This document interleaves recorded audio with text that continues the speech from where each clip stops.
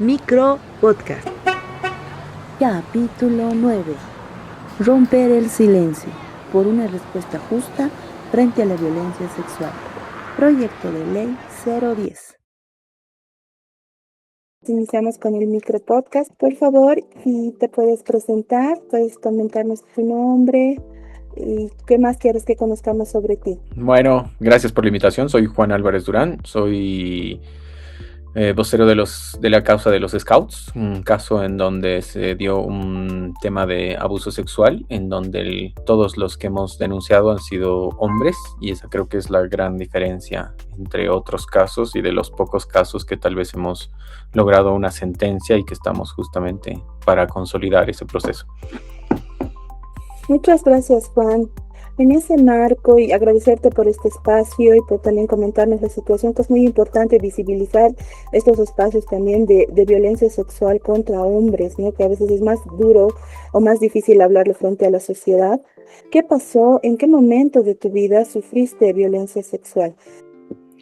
Bueno, básicamente yo era miembro de los Scouts activo y había un dirigente que primero era una persona responsable cuando nosotros ya éramos rovers, es uno de los grados que se maneja dentro de los Scouts, y él era Gunther Montesinos, que estaba a cargo de nosotros, y básicamente en las reuniones que nosotros llevábamos adelante, su modus operandi básicamente era que nos invitaba a tomar, digamos, ¿no? Y como nosotros éramos bastante jóvenes, los Robertson es una edad de entre 18 y 24 años, donde se desarrollan ya actitudes con relación a la vida y con eso.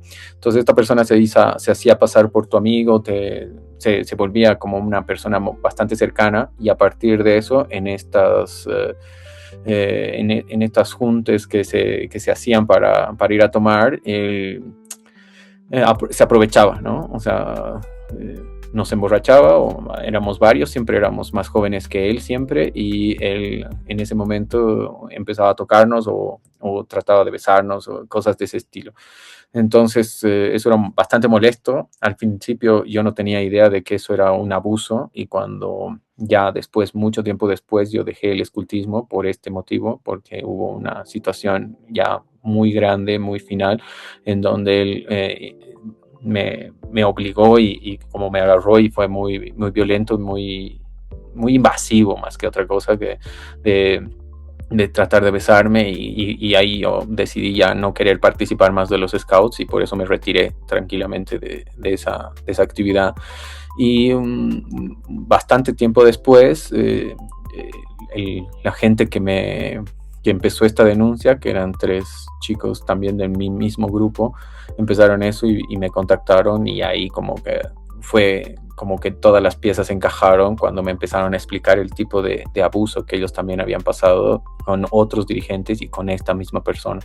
Entonces ahí como que me di cuenta de que sí, lo que yo había sufrido, porque lamentablemente nuestra sociedad no permite o no promueve una educación sexual integral que nos permita identificar. Yo tal vez, si hubiera recibido ese tipo de información antes, hubiera tenido la posibilidad de identificarlo y de denunciar antes a esta persona, ¿no? Pero es básicamente una de las situaciones en las que yo he vivido ese tipo de cosas, y después ya empezó la denuncia, ¿no? Que hablaremos después, imagino. En ese punto, justo lo que tocabas, ¿no? ¿Cuáles han sido esas señales de alerta que tal vez hoy notas y logres identificar en la forma en que operaba esa persona agresora?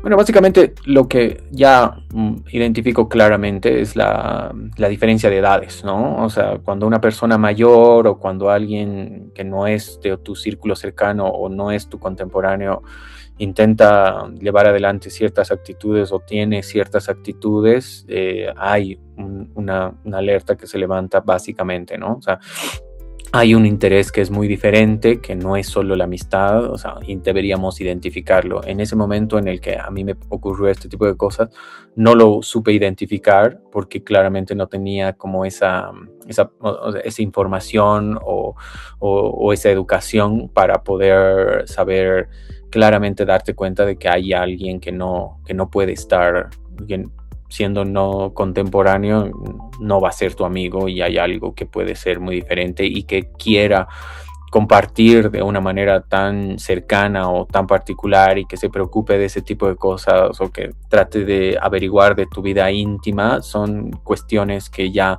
te tienen que dar alguna alerta sobre ese tipo de cosas, ¿no? Exactamente.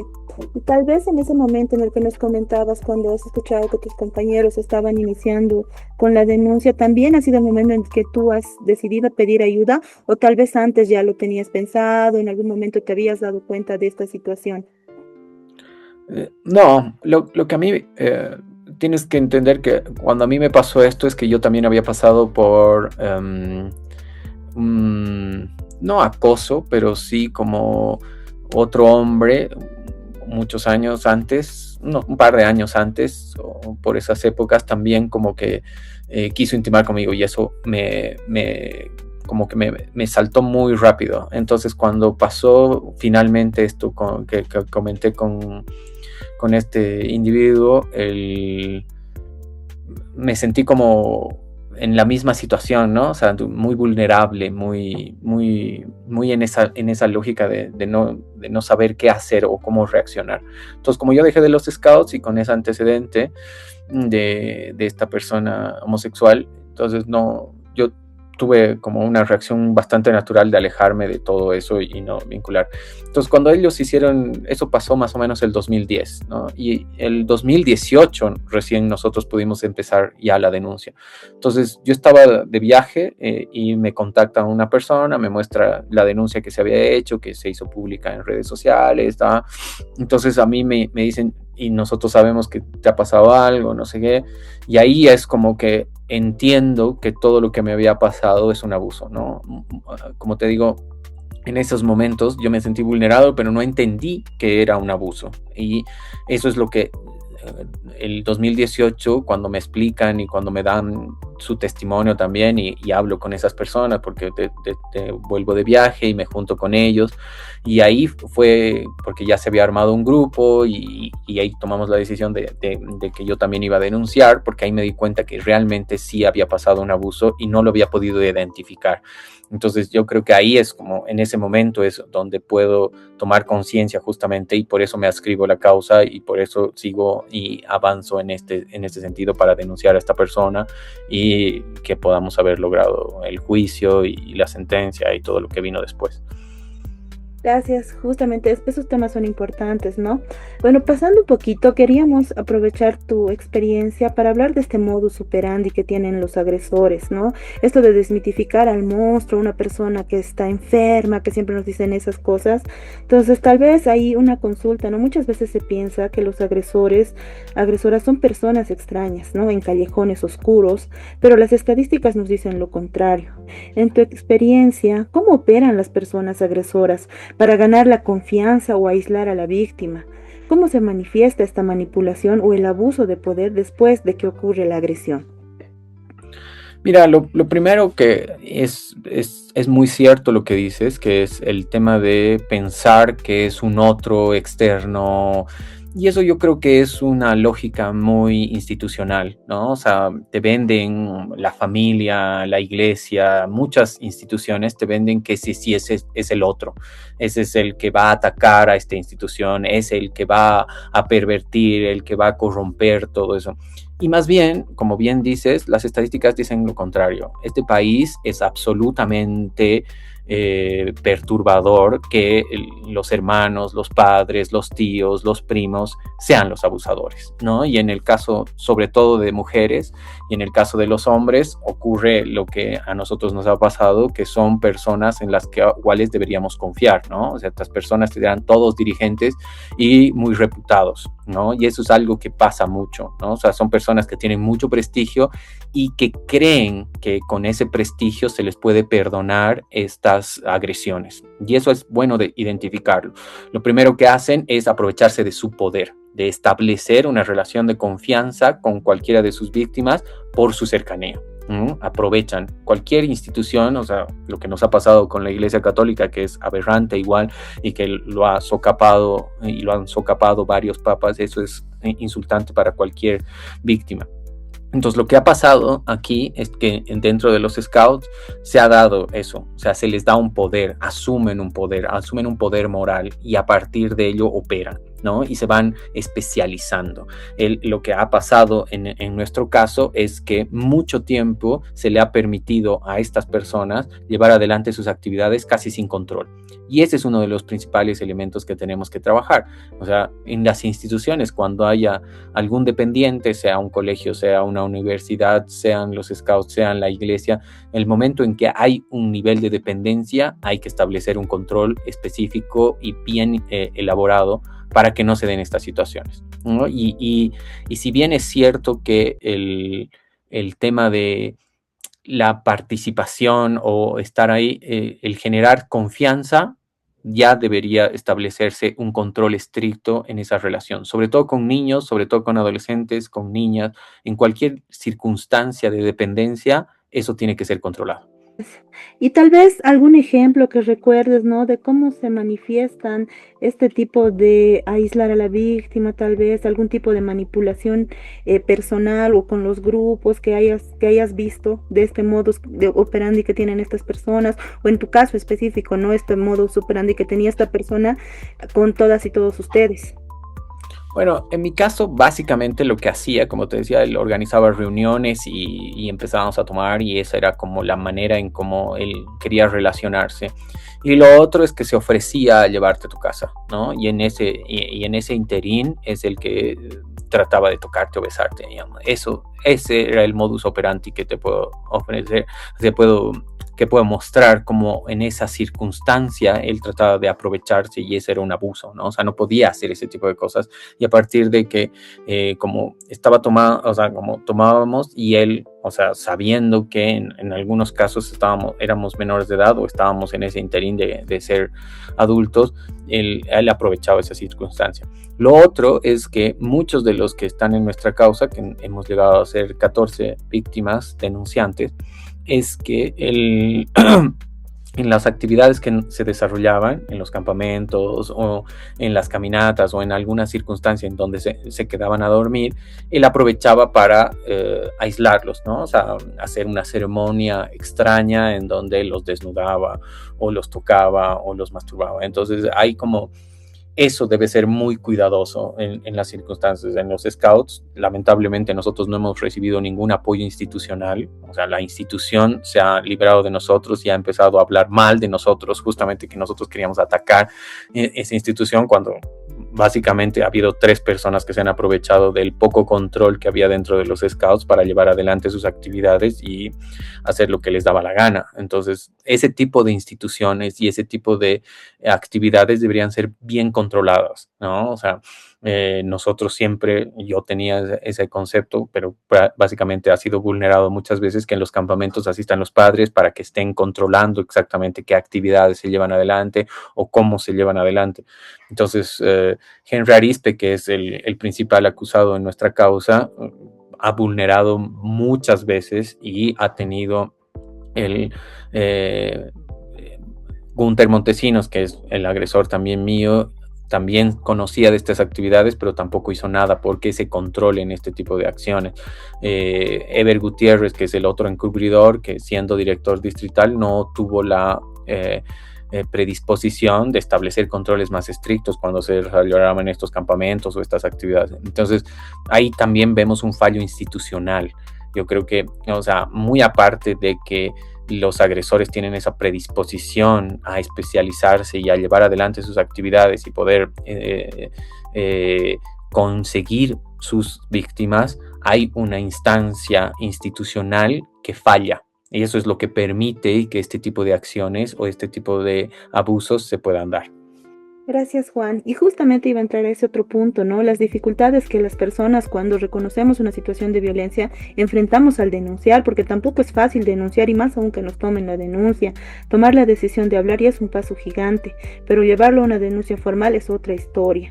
En ese marco, ¿cuáles fueron las principales barreras con las que se encontraron al intentar denunciar a nivel institucional, tal vez? sentiste que el sistema no estaba preparado para recibirte o te enfrentaste a la burocracia y los prejuicios, ¿no? A veces no es solo el miedo al agresor, sino también cómo reaccionarán las personas cercanas o la sociedad cuando decidimos alzar la voz. Sí, o sea, todo lo que dices es cierto. O sea, lo que nosotros hemos vivido, o sea, el Código Penal dice que este juicio debería durar 2 semanas y ha durado 4 años. Entonces, claramente hay una falla institucional, pero claramente hay una decisión política porque esto no cambie, ¿no? A alguien le beneficia, a alguien este sistema que estamos viviendo con todas las leyes y con todas las cosas que tenemos, le beneficia. Entonces, lo que hemos vivido es, para empezar, el tema institucional. La policía es un vergonzoso. El trabajo que hacen es deplorable y es absolutamente condenable. O sea, si hay algo estúpido en este sistema es el trato que tiene la policía. O sea, las preguntas que hacen, lo poco preparados que están para recibir una víctima de este tipo, cómo reciben las denuncias, que uno tenga que llevar sus propias hojas en blanco para que puedan imprimir la denuncia, ya es insultante a la propia víctima, porque siempre se llena la boca de no hay que promover la revictimización. Nosotros hemos vivido 4 años de revictimización, desde los medios, desde el sistema institucional de la justicia, desde todo lugar donde nos enfrentábamos. Por eso, como grupo, nos hemos tenido que constituir, y eso nos ha permitido sostenernos tanto para llevar adelante el juicio como a nivel emocional, porque muchas veces hemos tenido caídas y decepciones, y eso nos ha afectado emocionalmente, pero también nos ha servido para sostenerlo económicamente. O sea, este Estado ni siquiera tiene la predisposición a que pueda cubrir los costos. O sea, cuando se hacen apelaciones, y nosotros hemos llegado a tener 44 cuerpos, sacar las fotocopias, solo eso para hacer apelaciones, es un mundo, y el Estado no lo considera, no toma en cuenta ese tipo de cosas, y entonces por eso se entorpecen los procesos, porque las condiciones materiales también no son las óptimas para que esto se pueda llevar adelante de la mejor manera. Dentro de los mismos scouts o dentro de sus círculos, ¿no? ¿Cómo reaccionaron las personas cercanas o la sociedad cuando ustedes decidieron alzar la voz? ¿Cómo se han sentido ustedes? Mira, yo he cerrado amistades enteras, porque justamente cuando he decidido denunciar y ponerme al frente y poner la cara para decirles que esa institución es absolutamente corrompible, absolutamente mal planteada, y que no controlan a sus propios miembros, he cerrado amistades, ¿no? Y no hablo con un montón de gente, y no me hablan con un montón porque creen que yo estoy atacando la institución, que yo estoy creyendo que los scouts se cierren. Y eso, nosotros, lo primero que han dicho cuando nosotros hemos denunciado ha sido que estábamos buscando dinero, ¿no? Entonces, y eso ha sido lo más ofensivo. Yo esperaba una reacción muy diferente de las personas que creía que eran mis amigos. Y entonces, en ese sentido, ya después de eso, ya cualquier cosa pueden decirte, cualquier cosa la pueden decir, ya no interesa. Institucionalmente ha sido una decepción absoluta, ¿no? Los scouts en este momento a mí no pesan nada, no son una institución absolutamente irrelevante para mí, ¿no? Pero que sigan ocurriendo este tipo de hechos que lamentablemente se siguen dando es para pensarlo, y el Estado boliviano debería repensar el rol o las ventajas que les da a este tipo de instituciones. Exactamente, y justo un tema importante que tocabas, ¿no? De creerle a la víctima, de hablar, de romper el mito de la duda, ¿no? De por ahí tú te estás equivocando, y de que siempre este testimonio tengas que corroborarlo de alguna forma. Entonces, una de las frases que nosotros repetimos mucho desde el activismo es: yo sí te creo. Y desde tu lugar como sobreviviente, ¿por qué crees que es tan vital lo primero, ¿no? Que la persona reciba una credibilidad y no cuestionamientos? ¿Qué impacto psicológico, emocional tiene en una persona que ha vivido una situación de violencia el hecho de que duden de su palabra, que juzguen su comportamiento, o que lo tomen, ¿no? Como que ellos se lo han buscado por tomar decisiones que seguramente no son moralmente aceptadas, o como tú decías, no, pero es que ustedes se han salido con él, ¿para qué van? Ustedes como han permitido, ¿no? ¿Veis? Esas palabras que a veces la sociedad nos dice. Entonces, ¿cómo lo ves tú desde ese espacio, ¿no? Como sobreviviente, el que te crean primero, y eso para todos los espacios donde alguna persona se anima a denunciar una situación de violencia. Yo creo que es absolutamente importante. Yo creo que yo he trabajado con los sobrevivientes, he sido parte en una institución llevando adelante acciones con sobrevivientes, y es muy importante el hecho de sentirte parte de un conjunto que ha sido lastimado. Y eso es muy importante. Y lo otro también, que tenemos que hacer una reflexión profunda como sociedad de cómo estamos educando a hombres y mujeres para justificar este tipo de actos. Entonces, el yo sí te creo no debería ser una lucha, sino debería ser una aceptación directa. Cuando alguien tiene la valentía y la necesidad de hablar de este tipo de cosas, siempre hay que creerle, ¿no? Y esa es la importancia. O sea, el hecho mismo de estar en un conjunto que entienda lo difícil que es llevar adelante una denuncia, de identificar a tu agresor, de poder expresar lo que a uno le ha pasado y lo ha lastimado, es tremendamente importante. Entonces, para mí, el grupo que hemos conformado y el que ha llevado, el que me ha permitido llevar adelante, nos ha permitido llevar adelante el juicio, es absolutamente importante. Entonces, sin ese convencimiento de que mis compañeros con los cuales he denunciado hemos pasado lo mismo y hemos encontrado un camino que nos permita sanar, porque esto te ayuda a sanar, decir que hay gente agresora, hay gente que ha lastimado a otras personas y que merecen la cárcel, es importante porque así también sanamos como sociedad. Y yo creo que en este momento, o sea, la sociedad boliviana tiene que reflexionar absolutamente de por qué puede dudar de una víctima. Entonces, las personas, y eso está estadísticamente demostrado, que esas falsas denuncias o que puedan, son las menos. Es el 5% en el mejor de los casos de lo que ocurre. Entonces, ese 95% sí hay que creerle y sí hay, y ni siquiera hay que dudar. Entonces, para mí es una acción absolutamente de compromiso, de cambio con esta sociedad, es empezar a creerles a las víctimas sin preguntar nada.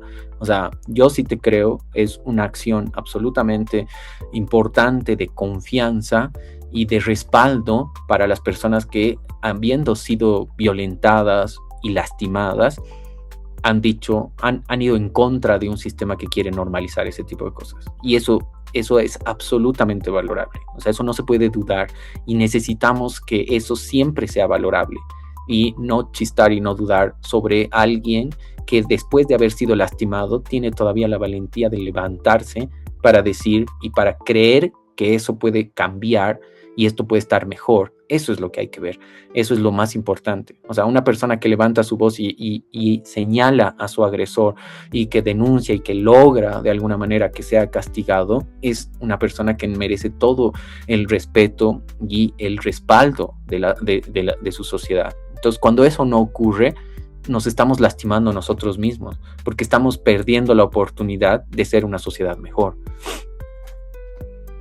Gracias, Juan. Justamente en esa reflexión, ¿no? Este último tiempo se ha estado hablando mucho sobre la ley Brisa, ¿no? Y los comentarios que hay en las redes sociales de que están mintiendo, de que hay intereses de dinero o metiéndose en la vida personal de las mujeres que denuncian o de los hombres que denuncian situaciones de violencia sexual. ¿Cómo crees que impacta esto? ¿Te imaginas una niña, un niño, un joven, una señorita que ve este tipo de comentarios en sus redes sociales? ¿Crees que se animaría a denunciar viendo que la sociedad es como chocarte con un muro cuando hablas de una situación de violencia sexual, cuando denuncias en estos espacios? ¿Cómo crees que afecta, ¿no? ¿Qué impacto tiene esta ola de comentarios y ataques que hay en las redes sociales a las víctimas para otras personas que tal vez están viviendo ese tipo de situaciones o para las mismas personas que han denunciado estas situaciones de violencia?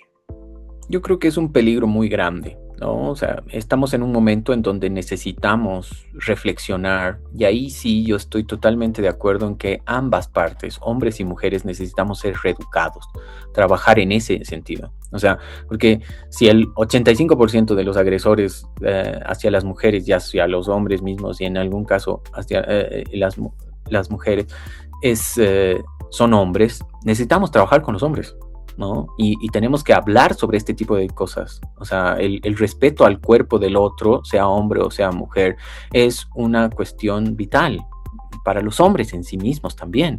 Entonces, estos comentarios, esta violencia y más cuestiones, en el fondo solo es un miedo a perder privilegios. Y eso es lo que tenemos que aprender. Esta sociedad es absolutamente machista, es absolutamente racista. Somos una sociedad racializada. Lamentablemente están volviendo a salir esos brotes racistas en este último tiempo por muchos factores. Pero lo que tenemos que trabajar en nuestro entorno más cercano, porque ya no depende solo del Estado. Siempre le pedimos al Estado que ponga leyes, al Estado que ponga cosas, ya, Yo creo que hay que asumir el sentido más humano y más cercano e individual y decir, bueno, ¿qué hago yo para cambiar eso? O sea, ¿qué hago yo cuando mi entorno más cercano, mis amigos de colegio, más cuestiones, empiezan a hacer ese tipo a tener ese tipo de reacciones? Las corto, las identifico por lo menos. Hago que se pase el mal momento en ese momento, que se den cuenta de que eso está mal, ¿no? Yo creo que hay que asumir una actitud muy personal y trabajar desde ahí. O sea, si mi entorno cercano, si mi papá, si mi hermana, si mi primo, se mandan un comentario machista o racista o justifican ese tipo de violencias, hay que identificarlo y combatirlo en ese momento. Porque lo peor que podemos hacer, y es lo que ha pasado, es que nuestra familia normalice eso. No, es que debe estar mintiendo, la talcita era bien ojo alegre. No, el tío es un acosador, o el primo es un violador, o el primo es un abusador, o el tío, el papá, el primo, en quien sea. Entonces es importante que asumamos un compromiso personal todos los días de que eso tiene que cambiar. Pero para que eso cambie, la sociedad la conformamos nosotros también. Y para que eso cambie, nosotros también tenemos que promover que se cambie desde lo más pequeñito. Porque las leyes van a llegar, porque las instituciones van a moverse más cuestiones, pero también se va a mover desde abajo. Si generas esa incomodidad, que no se normalice que el tío sea un acosador, que no se normalice que el primo sea un abusador, que no se normalice en el entorno más pequeñito que esas cosas ocurran. Ahí vamos a también cambiar. Eso necesitamos. Necesitamos asumir ese compromiso completo. En mi entorno, identificar que a mi hijo no puede írsele un comentario racista o un comentario machista. Que mi hija es igual que mi hijo y que no tiene que recibir preeminencia por ser solo varón. Esas cosas necesitamos cambiarlas, pero desde lo más básico, con un compromiso claro y concreto en el día a día de que eso puede cambiar. Gracias, Juan. Bueno, ya vamos con las últimas preguntas y quería hablarte sobre la importancia de la denuncia, ¿no? Y que a pesar de todas las trabas que ustedes han vivido en el sistema, han podido lograr una sentencia que seguramente también les ha costado mucho. Entonces, ¿por qué consideras que sigue siendo importante denunciar y romper el silencio? ¿Qué les dirías a estas víctimas que nos están escuchando en este momento, que está pasando por una situación muy similar también o ya la han vivido, que se sienten paralizadas por el miedo o por la culpa? Lo primero que siempre les voy a hacer es agradecerles, porque alguien que levanta la voz es alguien que quiere cambiar. Y para mí lo más importante es que ese coraje es el que va a hacer que esto sea diferente. Y sea diferente para los que vengan atrás, no solo para mí, que es la parte más difícil. Salir con sobrepasar lo que tus amigos dicen, o el chiste de tonto, o la vergüenza que puedes pasar por haber denunciado o por haber levantado la mano y decir ese es un agresor, es tremendamente importante. Entonces yo siempre les voy a estar agradecidos. Y lo segundo es que el miedo pasa, la vergüenza pasa, pero que no siga pasándole a una niña de 14 años, eso es importante, que no le vuelva a pasar a eso a un niño de 11 años. Y ahí es importante. Por eso necesitamos denunciar, porque es importante. Muchísimas gracias, Juan, disculpa. Finalmente, tal vez si quieres todavía decirnos esta otra respuesta, ¿no? ¿Qué le dirías a las autoridades que tienen la posibilidad de cambiar las leyes para proteger más a las niñas, niños y adolescentes en este espacio? Y de verdad, un abrazo virtual. Muchas gracias por este tiempo con nosotros. Las autoridades necesitan, o sea, como te decía, o sea, necesitamos autoridades que se comprometan, que realmente dejen la demagogia y que asuman un compromiso real con que esto cambie. Porque el momento en que las autoridades incumplen lo que tienen que hacer, se vuelven cómplices. Y eso es lo que hay que levantar la mano y decir, el momento en que un ministro, un viceministro o cualquier autoridad no ayuda o no coadyuva, ese policía que se corrompe, o esa policía que recibe mala denuncia, o ese psicólogo que en el IDIF hace una mala pericia y no se puede establecer un juicio, es también un cómplice. Eso tenemos que tenerlo claro. El momento en que no hay un compromiso real de todas las personas porque esto no siga ocurriendo, se vuelven cómplices. Y eso tiene que tenerlo muy claro, sino que sepamos identificar que las personas que están comprometidas con esta lucha están realmente comprometidas y actúan en consonancia. Porque el momento en que esto se pierde es algo que perdemos todos, ¿no? Y te puede tocar a tu hija, y te puede tocar a tu hermana, y le puede tocar a tu prima, y le puede tocar a alguien tan cercano que te pueda lastimar hasta a ti. Entonces, eso tenemos que trabajar. O sea, tenemos que ser conscientes todos que muy aparte de la institución a la que pertenezcas, que los cargos pasan, lo que necesitamos es que tengamos una tolerancia cero en nuestra familia, en nuestra iglesia, en nuestro barrio, en todos los lugares en los que participemos, de que eso no puede ser normalizado y que necesitamos que eso cambie. Pero para eso también nosotros tenemos que asumir ese compromiso completo, todos los días. No es solo ir al juzgado, no es solo cuando me toca audiencia, no es solo cuando me toca denunciar, es todos los días. No normalicemos al primo machito que se quiere hacer el capo con cualquiera. No normalicemos ese tipo de violencias, no normalicemos eso en las escuelas, no normalicemos eso en las casas, no normalicemos nada. Tolerancia cero, pero desde todos los días. Ese es el compromiso que creo que es más importante, y no es solo las autoridades, es cada uno que asuma ese tipo de compromiso todos los días en su casa, en su colegio, en donde esté. Micro Podcast.